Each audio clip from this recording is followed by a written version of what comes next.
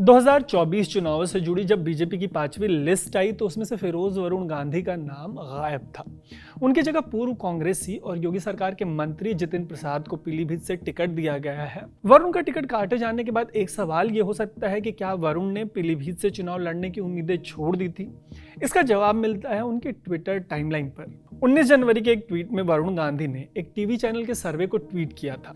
इस सर्वे में पीलीभीत को लेकर सवाल किया गया था कि क्या आप अपने सांसद से खुश हैं और उन्हें दोबारा चुनना चाहेंगे।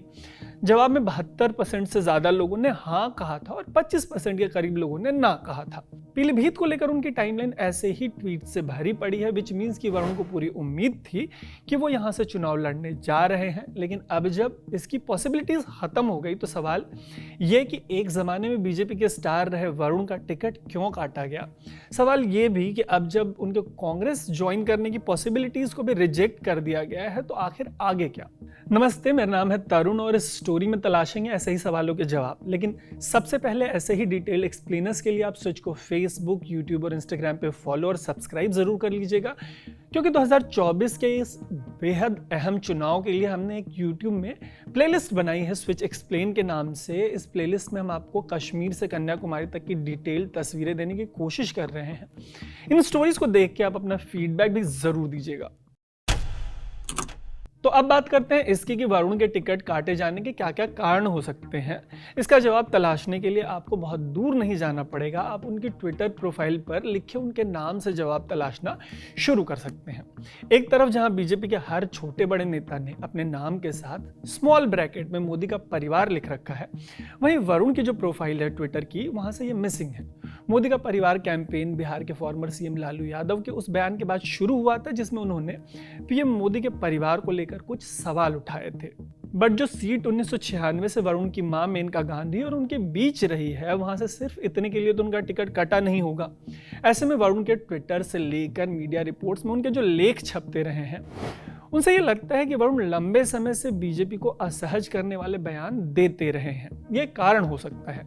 बात करेंगे उनके ऐसे ही बयानों की, लेकिन क्या आपको पता है कि नरेंद्र मोदी की नेशनल पॉलिटिक्स में आने से पहले, उनकी एंट्री से पहले, वरुण को बीजेपी का राष्ट्रीय महासचिव बनाया गया था, लेकिन मीडिया रिपोर्ट्स के मुताबिक संगठन के कामों में उनकी दिलचस्पी कभी नहीं रही। संगठन के कामों में उनकी दिलचस्पी नहीं थी, फिर भी 2014 में नरेंद्र मोदी के फोरफ्रंट पे आने के बाद वरुण को 2009 की तरह ही लोकसभा का टिकट फिर से मिल गया। लेकिन मीडिया रिपोर्ट्स के मुताबिक वरुण गांधी और भाजपा के बीच रिश्ते 2016 में बिगड़ने शुरू हुए।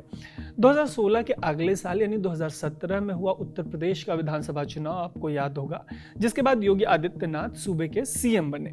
लेकिन इसके पहले 2016 में वरुण ने पोस्टर्स लगवाकर अपने आप को सीएम पद उम्मीदवार के तौर पर प्रोजेक्ट करने की कोशिश की थी। कहते हैं कि इससे बीजेपी की टॉप लीडरशिप उनसे 2016 में ही काफी नाराज हो गई थी। इसके बाद 2017 में पहली बार और 2022 में दूसरी बार योगी आदित्यनाथ के सीएम बनने के बाद की कहानी सबको पता है। एक बात पर कंसेंसस है, आम राय है कि कम से कम यूपी में अभी उनका कोई ऑल्टरनेटिव नहीं है, कोई कंपटीशन नहीं है। लेकिन 2016 के जिस पोस्टर वॉर को बीजेपी और वरुण गांधी के बीच फॉलआउट का बड़ा रीजन माना जाता है, उसका सिलसिला थमा नहीं। अगर आप वरुण गांधी के ट्वीट्स और मीडिया में छपे उनके राइटअप्स पे नजर डालेंगे तो पाएंगे कि बीजेपी के उन नेताओं में वरुण गांधी शामिल हैं जो पार्टी की नीतियों, उनके स्टैंड पर लगातार हमला करते रहे। उनके इन हमलों में सरकार की नीतियों पर तो सवाल था ही, केंद्र सरकार की, उन्होंने यूपी सरकार की नीतियों और एक्शंस पर भी लगातार सवाल खड़े किए। जैसे 22 दिसंबर 2023 का उनका एक ऐसा ही ट्वीट है जिसके ऐसे ही मायने निकाले जा सकते हैं। इस ट्वीट में उन्होंने उनकी दादी और देश की पहली और इकलौती महिला पीएम इंदिरा गांधी का एक लेटर पोस्ट किया। 1971 के बांग्लादेश लिबरेशन वॉर के बाद इंदिरा गांधी ने ये चिट्ठी तब के आर्मी चीफ रहे सैम मानेकशॉ को लिखी थी। लेटर का जिक्र करते हुए अपनी दादी की तारीफ में वरुण गांधी ने अपने ट्वीट में लिखा है कि एक सच्चे नेता को पता होता है कि जीत किसी एक की नहीं बल्कि पूरी टीम की होती है। उन्होंने ये भी लिखा कि एक सच्चे नेता को यह भी पता होता है कि कब बड़ा दिल दिखाना होता है और पूरा क्रेडिट अकेले नहीं खाना होता। इस दौर की राजनीति में क्रेडिट सब कुछ है और ये वरुण गांधी ने नहीं कहा, ये तो आपको भी पता होगा। अगर इसके उदाहरण की बात करें तो बिहार में सीएम नीतीश कुमार हाल ही में जब महागठबंधन से अलग हुए तो क्रेडिट को एक बड़ा कारण माना गया। नीतीश के पाला बदलने के बाद तेजस्वी यादव ने अपने बयान में कहा कि उन्होंने नीतीश का डिप्टी सीएम रहते हुए क्रेडिट लिया। उन्होंने ये भी कहा कि काम करके क्रेडिट लेना कोई बुरी बात नहीं है। ऐसे में जब वरुण की क्रेडिट वाली बात पर लौटेंगे तो एक सवाल ये जरूर उठेगा कि जब यूपी में भी उन्हीं की पार्टी की सरकार है और केंद्र में भी बीजेपी की ही सरकार है तो वो किसी और नेता या किसी और की सरकार पर क्रेडिट खाने का तंज तो नहीं कर रहे होंगे। तंज अपनी जगह है, लेकिन वो सिर्फ तंज तक नहीं सीमित रहे। इसके ठीक पहले के एक ट्वीट में उन्होंने यूपी में शराब सस्ती होने से जुड़ी एक खबर की आलोचना की। उन्होंने ये तक कह दिया कि राम राज्य में सरकार के पास राजस्व बढ़ाने के लिए इससे बेहतर कोई विकल्प नहीं है।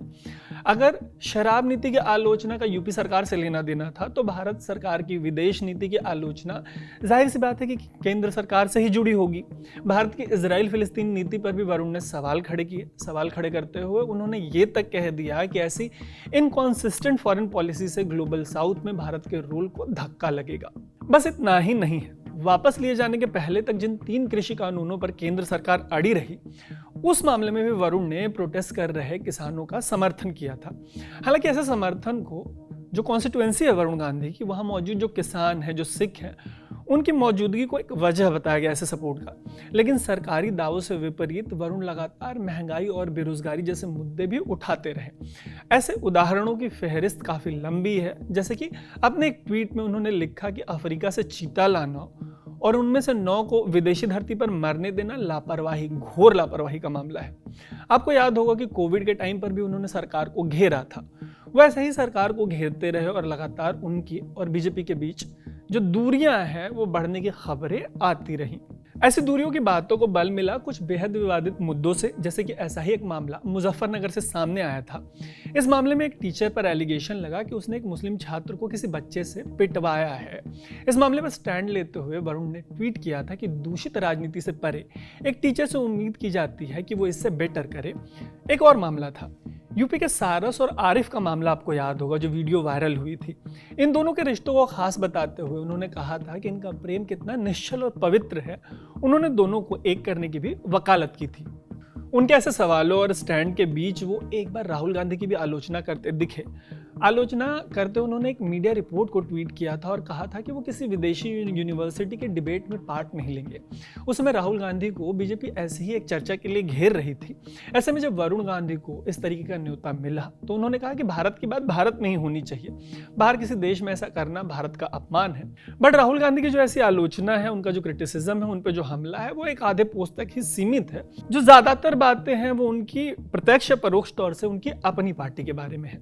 ऐसे में अब तक वरुण के स्टैंड के जितने एग्जाम्पल्स आपको दिए गए हैं, आई थिंक आपके लिए वो काफ़ी हैं, काफ़ी ये तय करने के लिए कि आखिर उनका टिकट क्यों काटा गया होगा। लेकिन आगे की बात करने से पहले आपको देते हैं उस ट्वीट की झलक जिसमें उन्होंने जितिन प्रसाद को घेरा था। 13 दिसंबर 2022 के इस ट्वीट में उन्होंने एक मीडिया रिपोर्ट को रीट्वीट किया था। रिपोर्ट में प्रधानमंत्री सड़क योजना के तहत भगवंतपुर में 3 करोड़ 80 लाख की लागत से बन रही सड़क की पोल खुलने की बात थी। वरुण गांधी ने तब लिखा था कि जनता की गाड़ी कमाई के पैसे की ऐसी बर्बादी बर्दाश्त करने के लायक नहीं है। उन्होंने ये भी लिखा था कि उनकी पीडब्ल्यूडी मंत्री जितिन प्रसाद जी से विनती है कि इस सड़क को जिस ठेकेदार ने बनाया है उसके खिलाफ स्ट्रिक्ट एक्शन लिया जाए। फाइनली बीजेपी की 5वीं लिस्ट से वरुण गांधी का टिकट कट गया और टिकट मिला है जितिन प्रसाद को पीलीभीत से। अब सवाल यह है कि वरुण गांधी क्या करने वाले हैं। इसका एक जवाब ये हो सकता है कि टिकट उनका कट गया, लेकिन उनकी मां मेनका गांधी को बीजेपी ने सुल्तानपुर से टिकट दिया है। खबर है कि वरुण अपनी मां के लिए प्रचार करने उतरेंगे। मतलब ये है कि वो कम से कम कांग्रेस या किसी और पार्टी में फिलहाल तो जाते नहीं दिख रहे, अगर खबरों की माने तो। वैसे उन्होंने 2019 में एक बयान दिया था। 2019 में उन्होंने कहा था कि जिस दिन वो बीजेपी को छोड़ देंगे वो दिन राजनीति में उनका आखिरी दिन होगा। वैसे राजनीति को लेकर ये भी कहते हैं कि यहाँ कुछ भी परमानेंट नहीं होता, जैसे टिकट मिलना या कटना। आज की राजनीति नफरत वाली राजनीति हो सकती है, कल प्यार वाली। आज किसी और पार्टी में तो कल किसी और पार्टी में, और पार्टी जिस पार्टी में आप हैं उसमें भी कोई मकाम हासिल कर सकते हैं। ऐसी संभावनाओं के लिहाज से 44 साल के वरुण गांधी इतने यंग हैं कि उन पर सबकी नजर होगी। नजर इस बात को लेकर रहेंगी कि उनका राजनीतिक भविष्य क्या होता है।